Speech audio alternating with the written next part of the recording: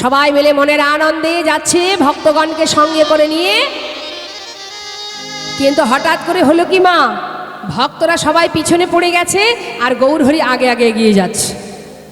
এখন ভক্তরা বলছে প্রভু যদি আগে আগে যায় আমরা তো পথ ভুলে যাব, কারণ আমরা তো পথ চিনি না। তাই পিছন থেকে সবাই মিলে ডাকছে, ও দয়াময় গৌরহরি। সঙ্গে সঙ্গে গৌরহরি পিছন ফিরে তাকিয়েছে, একটু দাঁড়াও না। যেই না বলেছে দাঁড়াও, গৌরহরি দাঁড়িয়ে পড়েছে। বাবা কাদের জন্য দাঁড়িয়েছে মা? কাদের জন্য? ভক্তের জন্য। তাহলে এটা আমাদের মানতে হবে যে ভগবানও ভক্তের জন্য অপেক্ষা করে।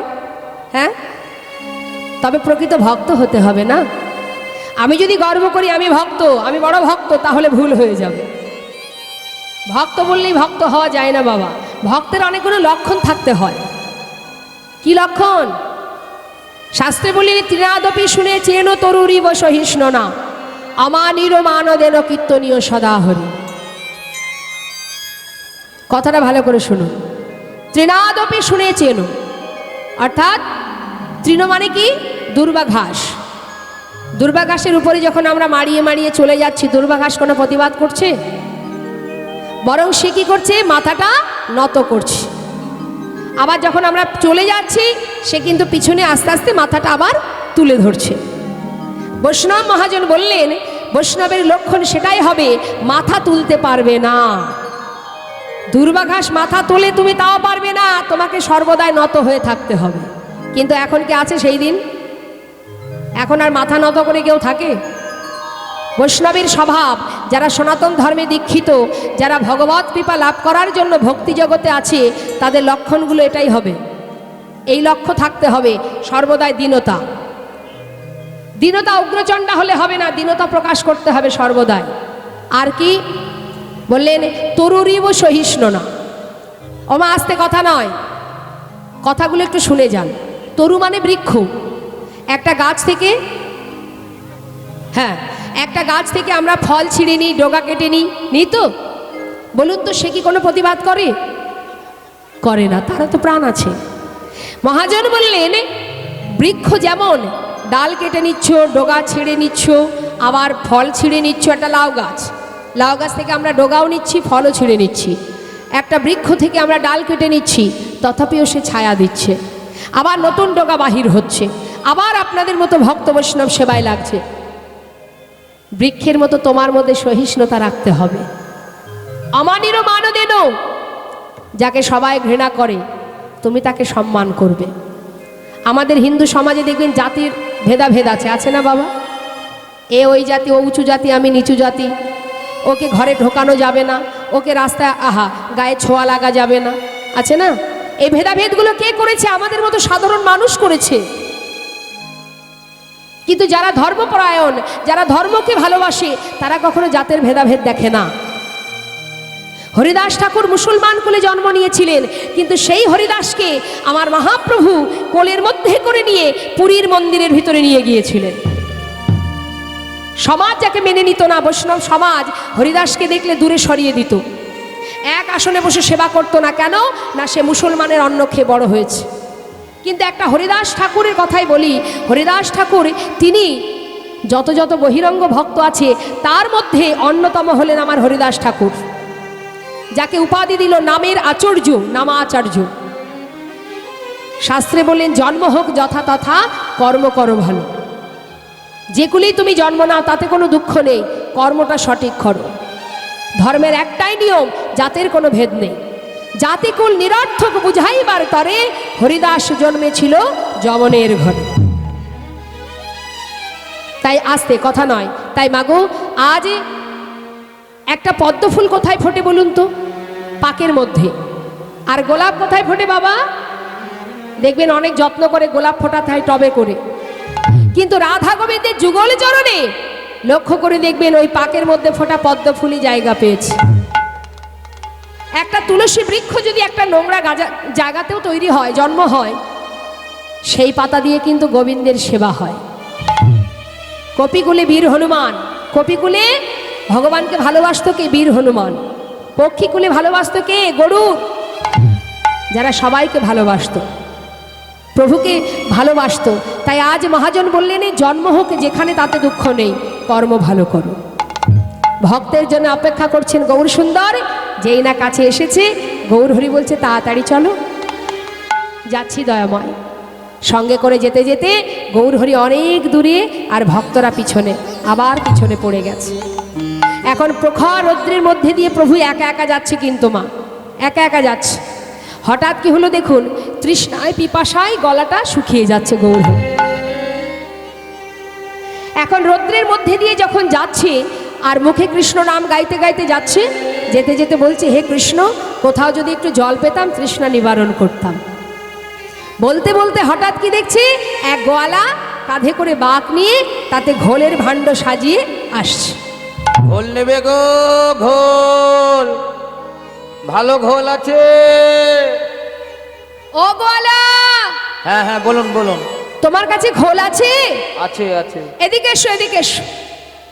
কাছে ডেকে নিয়েছি, ডেকে নিয়ে বলছে, আমাকে একটু ঘোল দাও, আমার প্রচন্ড তৃষ্ণা পেয়েছে। যেই না এক ভাণ্ড ঘোল দিয়েছে মা, হঠাৎ গৌর হরি বলছে, গোয়ালা, ওই ছোট ভাণ্ডে আমার হবে না, যেটা বড় ভাণ্ড আছে ওটা আমাকে দাও। আর যেই না বড় ভাণ্ডটা গৌর হরি গোয়ালার কাছে চেয়েছে, গোয়ালা মনে মনে বলছে, বা বাবা, এই ঠাকুর যদি বড় ভাণ্ডের ঘোলটা খেয়ে নেয় তাহলে আমাকে আর বেশি দূর গ্রামে ঘোরাঘুরি করতে হবে না, তাড়াতাড়ি ঘোলটুকু বিক্রি করে ঘরে যেতে পারবো। ও ঠাকুর দাঁড়াও, এক্ষুনি দিচ্ছি। তাড়াতাড়ি করে ছোট ভাণ্ডগুলি নামিয়ে বড় ভাণ্ডটা দিয়েছে। আর মনে মনে বলছে, ঘুম থেকে উঠে কার মুখটা যে দেখেছিলাম, দিন আজকে আমার ভালোই যাবে। তাড়াতাড়ি করে বড় ভাণ্ড ঘোলটা প্রভু একা সেবা করেছে মা। সেবা করার পর খালি ভাণ্ডটা গোয়ালার হাতে ধরিয়ে দিয়েছে, দিয়ে বলছে, গোয়ালা, এই নাও ধরো, কৃষ্ণ কৃপাময়, তোমায় যেন কৃপা করে। এখন গোয়ালা কিন্তু কথাটার অর্থ বুঝতে পারেনি। সে কি করেছে, মনের সুখে ভাণ্ড গোছাচ্ছে আর মনে মনে ভাবছে, তাই তো, ঠাকুর দামটা বের করুক, ততক্ষণে আমি ভাণ্ডটা গুছিয়ে নিই। এদিকে ভাণ্ড গোছানো সারা, তাকিয়ে দেখছে ঠাকুর চলে যাচ্ছে। চিৎকার করে ডাকছে, ও ঠাকুর, ও ঠাকুর, ও ঠাকুর। গৌর হরি বলছে, আমাকে ডাকছো? ডাকছো মানে? আরে ঘোলটা খেলে ঘোলের দামটা দাও, ঘোলের দামটা দাও। তোমার কাছে নেই? তাহলে আগে বলনি কেন? আগে বলনি কেন? সব থেকে বড় ভাণ্ডের ঘোল খেয়ে এখন বলছো দাম নেই? অত শত জানি না, আগে কড়ি দেবে তারপরে যাবে। বলছে, দেখো বললাম তো আমার কাছে কড়ি নেই, আমি তো সন্ন্যাসী, আমি কড়ি কোথায় পাবো? হায় হায়, কপাল চাপড়াচ্ছে মা, কি সর্বনাশ! এত বড় ভাণ্ডের ঘোল খেয়ে এখন বলে কড়ি নেই। যার কাছে কড়ি নেই তার ঘোল খাওয়া শখ আসে কোথা থেকে? তাও আবার বড় ভাণ্ডের ঘোল।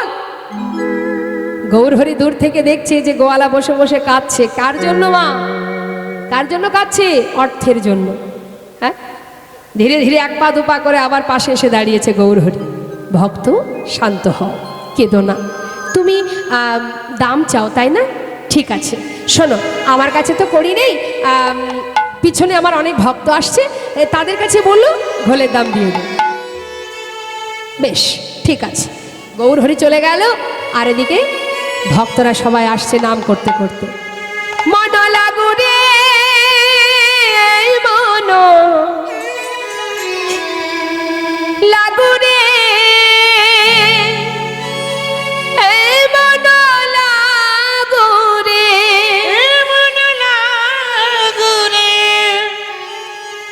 মন লাগু রে, মন লাগু রে, লাগু রে, লাগু রে, লাগু রে, এই মন লাগু রে, তোহারি চরণে মন লাগু রে, তোমারি চরণে মন লাগো রে, তোহার চরণে মন লাগো রে, মন লাগো রে, মন লাগো রে,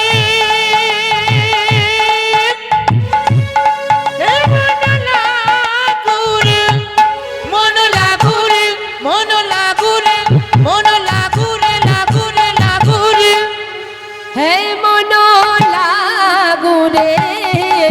তোমারি চরণে নিতাই গৌর হরি বল, হরি বল। লাগোরে, তোমারি চরণে মন লাগোরে। আর তোহারি চরণে মন লাগুরে। তোর চরণে মন লাগুরে। ভক্তরা মনের আনন্দে আসছে নাম করতে করতে, হঠাৎ ওই যে গোয়ালা বসে আছে চিৎকার করে বলে উঠলেন, বন্ধ করো। কে তুমি? সেই থেকে দাঁড়িয়ে আছি, ঘোলের দামটা দাও আমি যাই। তোমার ঘোল দেবো, দাম দিতে যাবো, কে খেয়েছে ঘোল?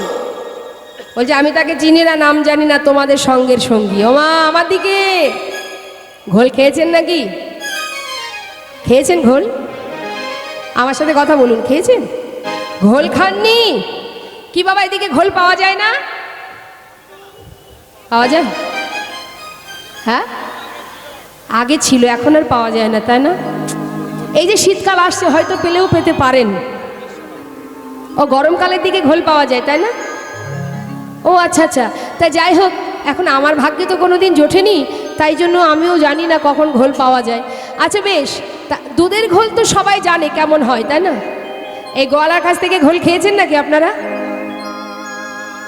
আচ্ছা, ঘোল যদি কেউ না খায়, শুধু শুধু দাম দিতে যাব কেন, কি তাই তো?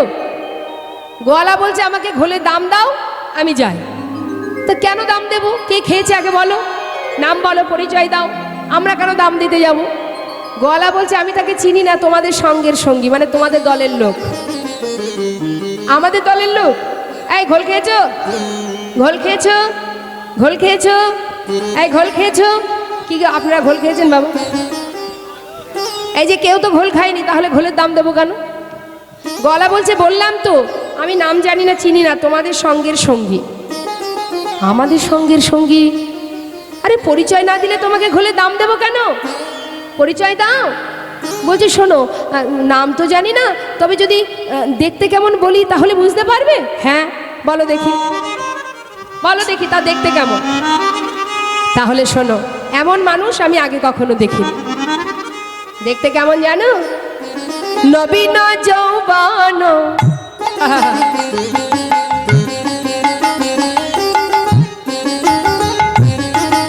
সে যে অপরূপ রূপ মাধুরী,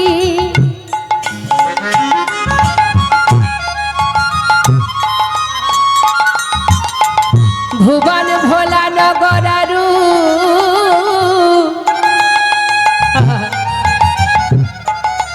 এমন কভু দেখি নাই রে। ওগো শোনো, নবীন যৌবন,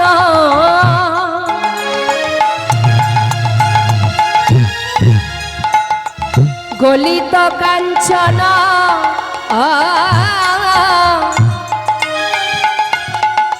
কোটি তটে রাঙাবা, দেখিলাম নবীন যৌবন,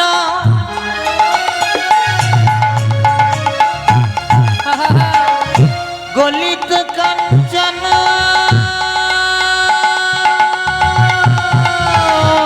হরিবল হরিবল। ওই না কোটি তটি রাঙাবাই রাঙাবাই, মুখে কৃষ্ণ বলিয়া তুবাহ তুলিয়া, নিচে যা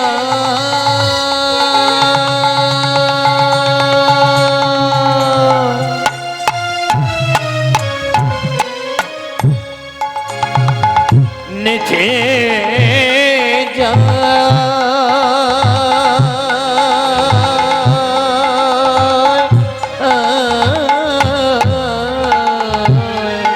মুখে কৃষ্ণ বলিয়া,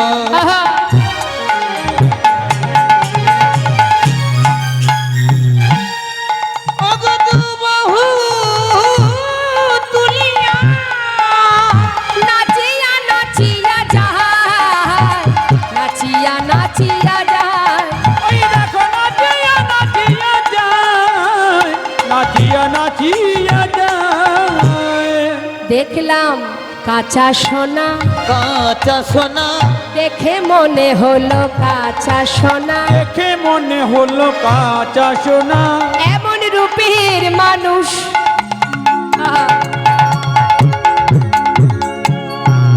আমি কভু দেখি নাই, দেখে মনে হলো কাঁচা সোনা। এমন রূপের মানুষ আমরা কবু দেখি না, দেখে মনে হলো যেন কাঁচা সোনা।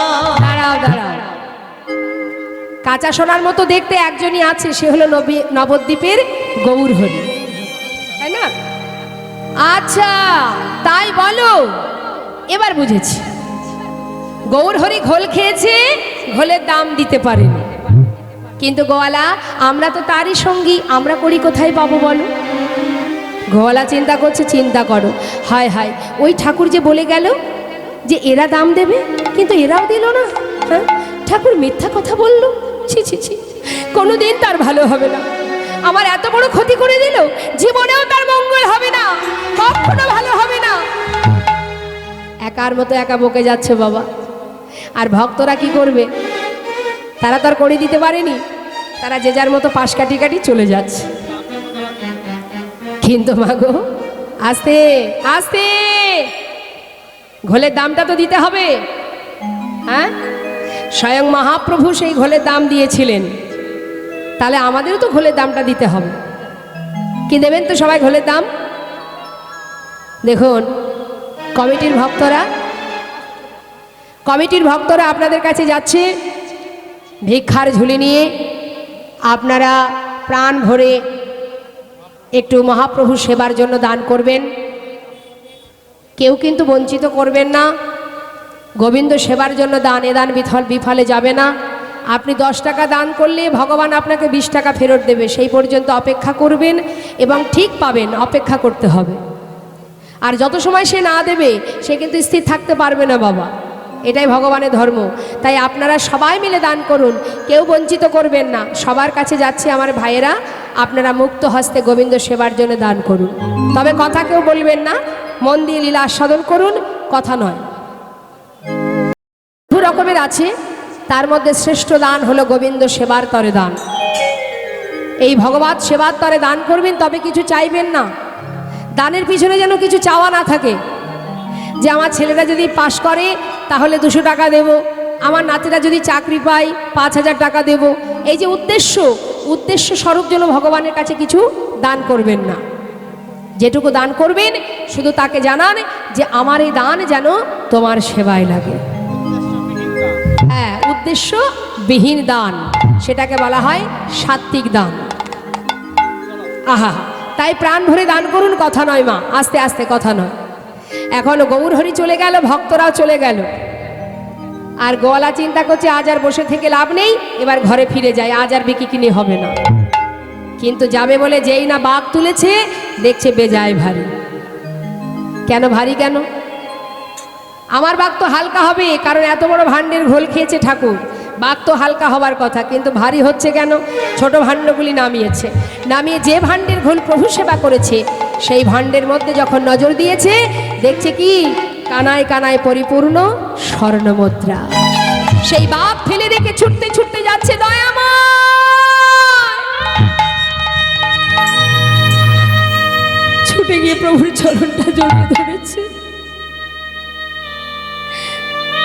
প্রভুর চরণটা জড়িয়ে ধরে বলছে, হরিবল, এ তোমার কেমন লীলা প্রভু, আমি না জেনে না বুঝে কত কটু কথা বলেছি তোমায়, আমায় তুমি ক্ষমা করো, আমায় অপরাধ ক্ষমা করো দয়াময়।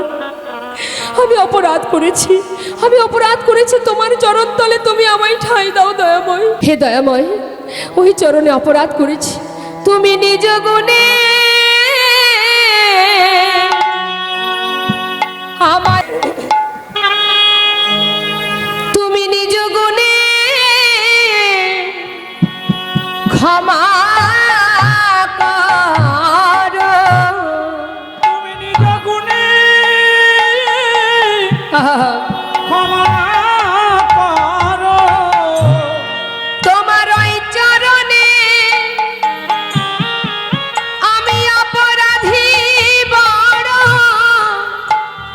একবার নিজ গুণে ক্ষমা করো। তোমার চরণে অপরাধী বলো। হরি বল হরি বল। তুমি নিজ গুণে ক্ষমা করো। শুনেছি তুমি নাকি কৃপা সিন্ধু, বলো আমার প্রতি কৃপা তোমার হবে না গো। যে তুমি নাকি কৃপা সিন্ধু। বলো বলো আমার প্রতি কৃপা হবে না গো। নিতাই গৌর হরি বল হরি বল হরি বল। কৃপা সিন্ধু। বলো আমার প্রতি কৃপা হবে না গো। নাকি কৃপা সিন্ধু। বলো আমার প্রতি কৃপা হবে না গো। এবার নিজ গুণে কৃপা করো। দেখুন, হরিবাসরে উলুধ্বনি করতে হয়, তার কারণটা একটু বলে দিই মা। এই উলুধ্বনির এমনই মাহাত্ম্য বাবা, কেউ যদি দিনন্তে একবার উলুধ্বনি করে তাতে রাধা গোবিন্দের যুগল ধ্বনি হয়ে যায়। যদি বলেন কেন, স্বয়ং নারায়ণ বলেছিলেন বেদবতীকে, বেদবতী তুমি অসুরকুলে তোমার বিবাহ হয়েছে। ব্রহ্মবৈবর্ত পুরাণের মার্কণ্ডীয় পুরাণের কথা। চন্দ্রচূড় বলে এক রাজা ছিল বাবা, যে ছিল দৈত্য। আর ওই দৈত্যকুলে বিবাহ হয়েছে বেদবতী, যে নারায়ণ শিলাকে মানে নারায়ণকে ভালোবাসে, ব্রাহ্মণের কন্যা সে। এখন বেদবতী ওই দৈত্য বংশে বিবাহ হয়েছে বলে তার বড় দুঃখ যে এমন স্বামীর সংসারে আমাকে তুমি দিয়েছো যে তোমাকে ভালোবাসে না। তার মনে বড় দুঃখ।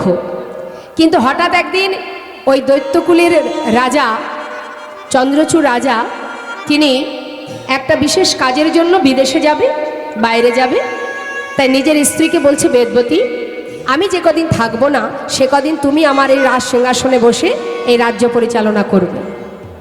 এখন বেদবতী এই কথা শুনে মনে মনে ঠিক করে রেখেছে, স্বামী চলে যাবে তার মানে এই 7 দিন আমি ঘরে নারায়ণ শিলাকে স্থাপন করে সেবা দেব। কিন্তু হলো কি মা, 1 দিন গেল, 2 দিন গেল, 3 দিন গেল। মনের সুখে বেদবতী সেবা দিচ্ছে নারায়ণ শিলা ঘরের মধ্যে, জানছে স্বামী তো আর আসবে না। হঠাৎ দুর্ভাগ্যবশত রাজার বাইরে যাওয়া হলো না, সে ফিরে এলো। আসবা মাত্রই দেখছে বেদবতী নারায়ণ শিলায় স্থাপন করে সেবা দিচ্ছে। প্রচণ্ড ক্রোধান্বিত হয়ে বেদবতীকে বললেন, তুমি যদি সতীরমণী হয়ে থাকো, যা কিছু এখানে এনেছো সর্বস্ব নদীর জলে ফেলে দাও। এই কথা শুনে সঙ্গে সঙ্গে বেদবতী সেই নারায়ণ শিলা বুকের মধ্যে করে নিয়ে যাচ্ছে নদীতে ভাসাতে।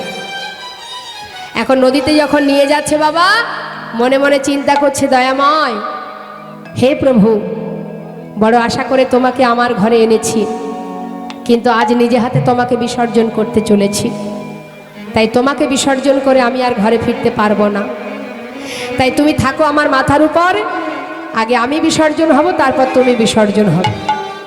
এই বলে যখন জলের মধ্যে নামছে তখন ভগবান বলে উঠলেন, বেদবতী নিজেকে এমন করে বিসর্জন করো না। এই শিলাটি ঘরের কোনো একটা কোণে রেখে দেবে, তোমাকে সেবা পূজা করতে হবে না। দিনে একবার আমাকে স্মরণ করে উলুধ্বনি করবে। একবার উলুধ্বনি করলে আমি জানবো ভক্ত আমাকে স্মরণ করছে, আর সেই স্মরণের মধ্যে দিয়েই আমি তোমার সেবা গ্রহণ করব। নিতাই গৌর হরি বল হরি বল। সেই দিন থেকে বেদবতী উলুধ্বনি করতেন, আর সেই দিন থেকেই উলুধ্বনি সৃষ্টি হয়েছিল মা। শাস্ত্রে বললেন, উলুধ্বনি করলে উ আর লু, এই যে দুটো অক্ষর, এই দুটো অক্ষরের মধ্যে রাধা কৃষ্ণ দুজনে বিরাজ করে। উতে আছে রাধা রানী, উতে আছে রাধা রানী, লুতে নীল কান্তমণি, উতে আছে রাধা রানী। লুতে নীল কান্তমণি, ওতে আছে রাধা রানী। লুতে নীল কান্তমণি, সবাই সবাই করো যুগল ধ্বনি, নিতাই গৌর হরি বল হরি বল। সবাই করো যুগল ধ্বনি। লুতে নীল কান্তমণি, উতে আছে রাধা রানী। তাই তাই শুভ কাজে সর্বদাই উলুধ্বনি করতে হয়। সেই জন্য আপনাদের বলেছি, যখনই হাত তুলবেন মায়েরা উলুধ্বনি, বাবারা সবাই জয়ধ্বনি। আজ দেখুন প্রভুর চরণ স্মরণ করে যখন কাঁদছে গোয়ালা, প্রভু বললেন, শোনো, অর্থের পিছনে ছুটতে ছুটতে অনেক সময় চলে গেছে, আর হাতে সময় নেই। যতটুকু সময় আছে ঘরে গিয়ে কৃষ্ণ সেবা পূজা কর। সময় চলে গেলে আর পাবে না। যা করবে সময় থাকতে করতে হবে, সময় চলে গেলে আর পাবে না। গোয়ালাকে আশীর্বাদ করে বিদায় দিয়ে দিলেন। বিদায় দেওয়ার পর ভক্তগণকে নিয়ে প্রভু এসে পৌঁছালেন কোথায়? নানা গ্রামে ঘুরি গড়া আইলা পূর্বস্থলে। নানা গ্রামে ঘুরি গোরা আইলা পূর্বস্থানে। ভক্তগণে সবে মিলে হরি হরি বলে। ভক্তগণে সবে মিলে হরি হরি বলে। ভক্তগণে সবে মিলে হরি হরি বলে। কোথায় এলাম গোবিন্দ? পূর্বস্থলী। আর কোথাও যাব না, এখানে সেবার ব্যবস্থা কর। কারণ বেশ কিছুদিন হয়েছে যাত্রা করেছি, ভগবানের কি লীলা দেখুন মা। গোবিন্দ ঘোষকে বলছে সেবার ব্যবস্থা করো, আর গোবিন্দ ঘোষ মনে মনে চিন্তা করছে, তুমি তো বলে খালাস হয়ে গেলে, কিন্তু এত ভক্তের সেবা আমি একা কী করে জোগাড় করব? তুমি তো একবারও ভাবলে না। কিন্তু যার ভাবনা তো সেই ভাবে কি, জীব কোটি বাঞ্ছা করে কৃষ্ণের যে ইচ্ছা সেই ফলই ধরে। আমরা ধারা দিয়ে নানাবিধ চিন্তা করি না মা? সকাল হলেই মাথার মধ্যে 100খানা চিন্তা ঢুকিয়ে নিই, তাই না? আজকে এই করতে হবে, ওই করতে হবে, সেই করতে হবে। তার মধ্যে যদি সুচিন্তা থাকে আবার কুচিন্তাও থাকে। এখন ওই বলছি যে যত চিন্তাই করুক না কেন, 5টা কাজ নিয়ে বাড়ি থেকে বেরিয়ে এমনও সময় আসে দেখা গেল চিন্তা করে বেরিয়েছি, 5টা কাজের একটা কাজও সেদিন হলো না। হয় না? কেন হয়? তার যেদিন সময় হবে সেই দিনই তুমি পাবে, তার আগে পাবে না। নিতাই গৌর হরি বল। তাই এবার কি হয়েছে, প্রভু যখনই পূর্বস্থলীতে এসেছে মা, সেই খবর পৌঁছে গেছে নবদ্বীপে। আর নদিয়াবাসী জানবা মাত্রই সবাই মিলে ছুটে এসেছেন গৌর দর্শনে। কিন্তু কেউ খালি হাতে আসছে না, সবার হাতে সেবার সামগ্রী। এই যে আপনারা এখন গোবিন্দ সেবার জন্য দান করছেন, শাস্ত্রে বললেন ভগবত দর্শনে গেলে খালি হাতে যেতে নেই। আপনার যেমন ক্ষমতা কিছু না কিছু আপনি নিয়ে যাবেন ভগবানের সেবার জন্য। তাই ঠিক তেমন নদীবাসী তারাও যাচ্ছে পূর্বস্থলীতে, সবার হাতে সেবার সামগ্রী।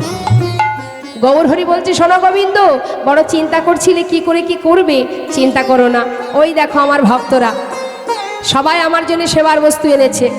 শোনো, সবার হাত থেকে সেবার সামগ্রী একত্রিত করো, রন্ধন করো। সবাই মিলে একসঙ্গে রান্না হলো মা। রান্নার পর প্রভুর সেবা দিল। সবে মিলে মহাপ্রভুর মধ্যাহ্ন পারাইলা। সবে মিলে মহাপ্রভুর মধ্যাহ্ন বানাইলা। সবে মিলে মহাপ্রভুর মধ্যাহ্ন করাইলা। সেবার পর প্রভু হাতটা ধুয়ে আচমন করে গোবিন্দ ঘোষের সামনে হাত বাড়িয়েছে। দাও মুখশুদ্ধি লাগি প্রভু কর বাড়াইলা। মুখশুদ্ধি লাগি প্রভু করে বাড়াইলা। মুখশুদ্ধি দাও না মোরে, মুখশুদ্ধি দাও না মোরে, মুখশুদ্ধি দাও না মোরে, মুখশুদ্ধি দাও না মোরে। ভজনের অবশেষে মুখশুদ্ধি দাও না মোরে। ভজনের অবশেষে মুখশুদ্ধি দাও না মোরে। মুখশুদ্ধি লাগি প্রভু করে বাড়াইলা। মুখশুদ্ধি লাগি মানে করে বাড়াইলা। মায়েরা বলুন তো, গৌরহরি কি মুখশুদ্ধি ভালোবাসে? মায়েরা বলুন। হরি তো কি, হ্যাঁ, যেই না বলেছে মুখশুদ্ধি দাও, গোবিন্দ ঘোষ বলছে কি মুখশুদ্ধি? হরি তো কি গো, হরি তো কি। ঠিক আছে প্রভু তুমি বসো, আমি এক্ষুনি আসছি। এই বলে গ্রামের মধ্যে গিয়ে ভিক্ষা করছে। সবার দ্বারে দ্বারে গিয়ে বলছে মুখশুদ্ধি দাও না মোরে। মুখশুদ্ধি দাও না মোরে। মুখশুদ্ধি দাও না মোরে। মুখশুদ্ধি দাও না মোরে। মহাপ্রভুর সেবার তরে মুখশুদ্ধি দাও না মোরে। মহাপ্রভু সেবার তরে মুখশুদ্ধি দাও না মোরে। দুইটি হরিত কি মাগিয়া লইল। দুইটি হরিত কি মাগিয়া লইল। দুইটি হরিত কি মাগিয়া লইল। ওমা, দুটো হরিদকে ভিক্ষা করে নিয়ে তাড়াতাড়ি করে ছুটতে ছুটতে আসছে। কিন্তু আস্তে আস্তে হলো কি, এত পরিশ্রম হয়ে গেছে, এত ক্লান্ত হয়ে গেছে, ভাবছি এক কাজ করি, একটু বিশ্রাম করে না হয় আবার যাব। তা বিশ্রাম করছে কোথায়? গাছের গোড়ায় বসে। এখন মৃদু মৃদু বাতাসে ঠান্ডা হয়ে গেল দেহটা। হঠাৎ চিন্তা করছে আজকে তো প্রভু চাইলেন মুখশুদ্ধি, আর আমাকে এইভাবে যেতে আসতে 6 ক্রোশ পথ অতিক্রম করতে হলো। কাল আবার কোথায় গিয়ে বলবে মুখশুদ্ধি দাও, তখন আমাকে হয়তো আরও কত ছুটতে হবে। তার থেকে একটা কাজ করা যাক, 2 হরিতকি প্রভুকে দিয়ে কাজ নেই। যে 1 ভাণ্ড ঘোল একা খেতে পারে তার কাছে 2 হরিতকি কোনো ব্যাপার? তার থেকে একটা আমার কাছে থাক আর একটা প্রভুকে দেব। প্রভু তো আর জানছেন আমি কি দিয়ে কি করছি, বলুন দেখি। এখানে যে বসে আছে তার কিছু জানতে বাকি থাকে বাবা? আমি আগেই বলেছি মা আত্মা, অর্থাৎ আমি মানে আত্মা। তাহলে যে পরমাত্মা হৃদয় মন্দিরে বসে আছে তার কিছু জানতে বাকি থাকে? যে এখানে বসে আছে, আমরা ভগবানকে দেখবার জন্য মন্দিরে যাচ্ছি। হ্যালো, জয় রাধে। তীর্থে যা, জয় রাধে।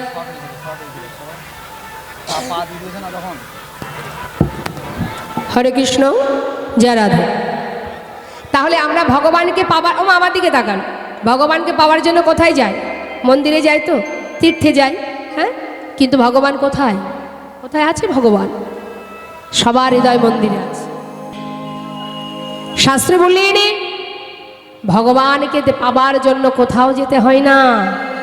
তার একটা সুন্দর দৃষ্টান্ত আপনাদের দিই, শুনুন। ভগবান যে সবার কাছে আছে দেখবার মতো নয়ন নেই। আমাদের এই নয়নটা কেমন জানেন? এই জড়জগতের রঙের মধ্যে ডুবে আছে, মায়ার জালে, মায়া আবদ্ধ হয়ে আছে।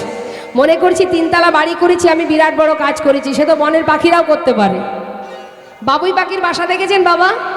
তার তো হাত নেই, ঠোঁট দিয়ে খড়কুটো দিয়ে 3 তলা বাড়ি করছে দেখবেন গাছের ডালে। আমরা সুন্দর বাড়ির ভিতরে ঝাড়বাতি লাগাই, ওই বনের পাখিরাও ঝাড়বাতি লাগায়, আলোর ব্যবস্থা করে জোনাকি পোকা দিয়ে। আমরা দেশ বিদেশে ঘুরতে যাই, ভালো ভালো জায়গায় ঘুরে বেড়াই, যাই না? সিমলা যাচ্ছি, কত সুন্দর সুন্দর জায়গায় ঘুরতে যাচ্ছি, দার্জিলিং যাচ্ছি, মানালিতে যাচ্ছি, দীঘায় যাচ্ছি, পাখিরাও ঘুরে বেড়ায়। পাখিরা কোথায় ঘুরে দেখবেন? এই শীতের সময় সাইবেরিয়ান পাখিরা সব আসবে নন্দনকাননে। তাহলে পার্থক্য কোথায়? ওরাও যেটা করছে আমরাও সেটা করছি, পার্থক্যটা কোথায় আমাদের? তাহলে মানব দেহ পেয়ে করলামটা কি? মনে করলাম 2-3টে বাড়ি করেছি, গ্রামে একটা বাড়ি, শহরে একটা, বিদেশে একটা, ব্যাংকে টাকা জমিয়েছি, কয়েকটা গাড়ি তৈরি করেছি, গর্ব করে অহংকার করে গ্রামের মধ্যে ঘুরে বেড়াচ্ছি। কোনো লাভ নেই। তুমি জানো না যে তুমি কিন্তু পুরোপুরি ভিখারি। কবে জানবে? যেদিন তোমার দিন ফুরিয়ে যাবে, সর্বস্ব তোমার চলে যাবে, কিছুই থাকবে না। তুমি চলে গেলে তোমার এই সম্পদের মালিক আর একজন হবে, তোমাকে খালি হাতে ফিরতে হবে। আর যে জন পথে পথে হা কৃষ্ণ কৃষ্ণ বলে ঘুরে বেড়ায়, সাধুগুরু বৈষ্ণবে যারা, তারাই প্রকৃত ধনী। কেন ধনী? না তারা মানব দেহ পেয়ে, মনুষ্যকুলে জন্ম পেয়ে তারা সঠিক কর্ম করছে। বিচার সভায় যখন বিচার হবে তখন তারা গিয়ে বলতে পারবে দিনান্তে একবার তোমার নাম করেছি। কিন্তু যারা ভগবানকে ভালোবাসে না তারা কি বলবে? কত কথা বলবো, কত কথা বলবো মা। এক ভক্তের কথা একটু বলি শুনুন। এক ভক্ত আমাদের যে মায়াপুর স্কনের যিনি প্রতিষ্ঠাতা ভক্তিবেদান্ত শ্রীলা প্রভুপাদ, তার কাছে জিজ্ঞাসা করছে এক ভক্ত যে প্রভু, যারা ভগবানকে ভালোবাসে ভগবান তাদেরকে কি করে, কেমনভাবে ভালোবাসে? আর যারা ভগবানকে ভালোবাসে না তাদেরকে ভগবান কি করেন? তখন একটা দৃষ্টান্ত দিচ্ছেন, বলছেন বিড়াল দেখেছো ভক্ত? বিড়াল যখন ইঁদুর ধরে সে লক্ষ্য রাখে ইঁদুরের দিকে, এক দৃষ্টিতে তাকিয়ে থাকে। সুযোগ যখনই পায় সেই বিড়ালটা ছুটে গিয়ে ইঁদুরটাকে এমন করে ধরে, তাকে টানতে টানতে বনের ভিতরে নিয়ে গিয়ে তার মুখের যে দাঁত, ওই দাঁত দিয়ে তাকে কামড়ে ছিঁড়ে টুকরো টুকরো করে খেয়ে নেয়। আর সেই বিড়াল যখন তার বাচ্চাকে এক জায়গা থেকে আর এক জায়গায় নিয়ে যায়, তখন সেই একই দাঁত দিয়েই কিন্তু ধরে নিয়ে যায়। এমনভাবে নিয়ে যায় যেন বাচ্চার গায়ে এতটুকু আঘাত না লাগে। সেই বিড়াল সন্তানকেও ধরে, আবার ইঁদুরকেও ধরে। ঠিক তেমন ভগবানে ভক্তকে ঠিক ওইভাবেই ভালোবাসে। আর যেজন অভক্ত, যেজন ভগবানকে ভালোবাসে না, যেমন প্রহ্লাদের পিতা হিরণ্যকশিপু, তাকে উদ্ধার করেছিল নরসিংহ মূর্তি ধারণ করে, নখের আঁচড়ে তার সর্বাঙ্গ ছিন্ন বিচ্ছিন্ন করেছিল। তাহলে বাবা এটাই হচ্ছে মাহাত্ম্য। আজ এই হরিবাসরে দেখুন আসতে, এই এলাকায় তো শুধু এই কজন বাস করে না, করে কি করে না। আপনি যার প্রতি সময় দেবেন সেই শক্তিশালী হবে। কেউ যদি মনে করে যে আমি ফাংশন দেখব, আপনার মনোভাব তার মনোভাব কিন্তু সেই দিকেই যাবে, কি যাবে তো। আর যে মনে করবে আমি কীর্তন শুনবো, সারাদিনে আমরা যতগুলো চিন্তা করি, মনে করুন 100খানা চিন্তা মাথার মধ্যে, তার মধ্যে যার প্রতি আপনি সময় দেবেন, হয়তো একটা চিন্তা আছে যে আমি আজ কীর্তন শুনবো, একটা চিন্তা ভালো যে আমি কীর্তন শুনবো, আর একটা চিন্তা কি সিনেমা দেখতে যাব, আর একটা চিন্তা বন্ধুদের সঙ্গে আজ আমরা মদ্যপান করব। এবার যাকে আপনি সময় দেবেন সেই শক্তিশালী হবে। বন্ধুদের সঙ্গে গিয়ে মদ্যপান করলে সে শক্তিশালী হবে, এরা কিন্তু মারা যাবে। আবার যদি আপনি হরিনাম শোনেন, এই হরিনাম শুনতে শুনতে আর বাকি চিন্তাগুলো কিন্তু এই হরিনাম দিয়ে তারা কিন্তু সবাই মারা পড়বে। অর্থাৎ আপনি যাকে সময় দেবেন, যার প্রতি সময় দেবেন সেই শক্তিশালী হবে। এখানেই তার প্রমাণ। হরিনাম তারাই শোনে যারা নামকে ভালোবেসেছে। পৃথিবীর কোনো শক্তি তাদের ধরে রাখতে পারবে না যে যার নামকে আশ্রয় করেছে। এখানেই তার প্রমাণ। সবাই কিন্তু আসেনি, কেউ গেছে অন্য অনুষ্ঠান দেখতে, আর আপনারা এখানে বসে আছেন অধীর আগ্রহ নিয়ে অমৃত কথা শ্রবণ করবার জন্য। নিতাই গৌর হরিবল হরিবল। সবাই মিলে তাই আজ বলছি যে ভগবান কোথায় আছে? ভগবান যেখানেই যাও না কেন আগে নিজের হৃদয় মন্দিরে তাকিয়ে দেখো। বিশ্বকবি বলেছিলেন, আমার হিয়ার মাঝে লুকিয়েছিলে, দেখতে আমি পাইনি তোমায়, দেখতে আমি পাইনি। আমার হিয়ার মাঝে লুকিয়েছিলে, দেখতে আমি পাইনি তোমায়, দেখতে আমি পাইনি। বাহির পানে চোখ মেলেছি, বাহির পানে আমার হৃদয় পানে চাইনি। আমার হিয়ার মাঝে লুকিয়েছিলে, দেখতে আমি পাইনি তোমায়, হরিব দেখতে আমি পাইনি।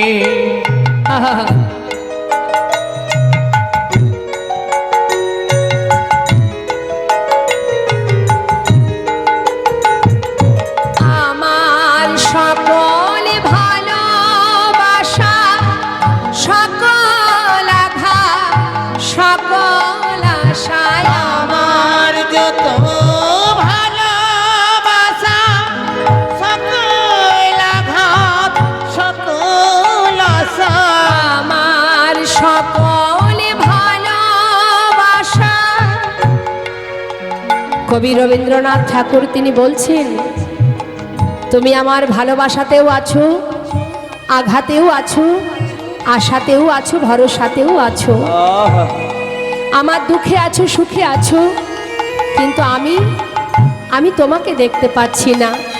আমার সকল ভালোবাসা, সকল আঘাত, সকল আশায় তুমি ছিলে আমার কাছে, তুমি ছিলে। আমি তোমার কাছে যাইনি। আমার নিতাই গৌর হরিবল হরিবল। লুকিয়েছিলে, দেখতে আমি পাইনি তোমায়, দেখতে আমি পাইনি। আমার হিয়ার মাঝে লুকিয়েছিলে, দেখতে আমি পাইনি তোমায়, দেখতে আমি পাইনি। আজ দেখুন মনে মনে গোবিন্দ ঘোষ চিন্তা করছে, একটা আমার কাছে রাখবার, একটা প্রভুকে দেব। প্রভু তো আর জানছে না। যেই না একটা দিয়েছে মা গৌরহরিকে, গৌরহরি কিন্তু কোনো কথা বলেনি বাবা। সেই একটা হরি তো কি সঞ্চয় করলেন, সেবা করলেন, সেবা করে ভক্তগণকে বলেন চলো ভক্ত আর দেরি কেন, চলো আবার যাত্রা করি আমরা সবাই। আর গোবিন্দ ঘোষের কাছে কিন্তু একটা আছে বাবা, গুছিয়ে রেখেছে কালকের জন্য। এখন প্রভু অন্তরে সবই জানতে পারলেন কিন্তু প্রকাশ করলেন না। চলো ভক্ত আবার যাত্রা করি, সমস্ত ভক্তদের নিয়ে যাচ্ছে আবার। সবাই আমরা যাব, একসঙ্গে গাইবো, সবাই হাত তুলতে হবে, একসঙ্গে গৌর হরির সাথে সাথে আমরাও এবার যাব। নয়নে হাসি মাখা বদনে আনন্দ কাননে সবাই ভ্রময় নিবা। সবাই হাত তুলে হরি বল হরি বল মনে রে আমার, হরি বল হরি বল মনে রে আমার, হরি বল হরি বল মনে রে আমার।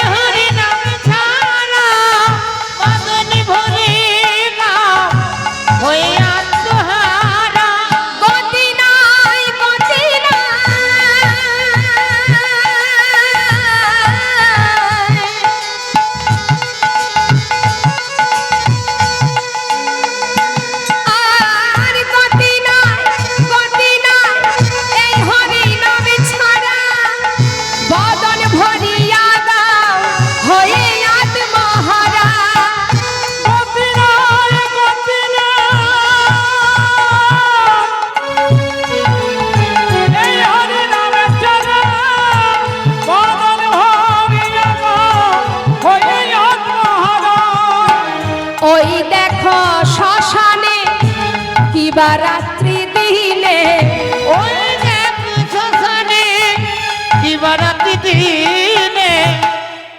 একটা কথা আছে না, অহংকার পতনের মূল। অর্থাৎ অহংকার ছিল কার বাবা? অহংকার ছিল দুর্যোধনের, তাকে কিন্তু পরাজিত হতে হয়েছিল, তাই না? আর দীনতা না থাকলে গোবিন্দের কৃপা লাভ করা যাবে না, দীনতা প্রকাশ করতে হবে। তার শ্মশানে কাদের মৃত্যু হয়? অহংকার, অহংকার পুড়ে ছাই হয়ে যায়। ওই দেখো শ্মশানে কিবা রাত্রি দিনে, ওই দেখো শ্মশানে দিবারাত্রি দিনে পুড়িতেছে মানুষের কত অহংকার। হরি বল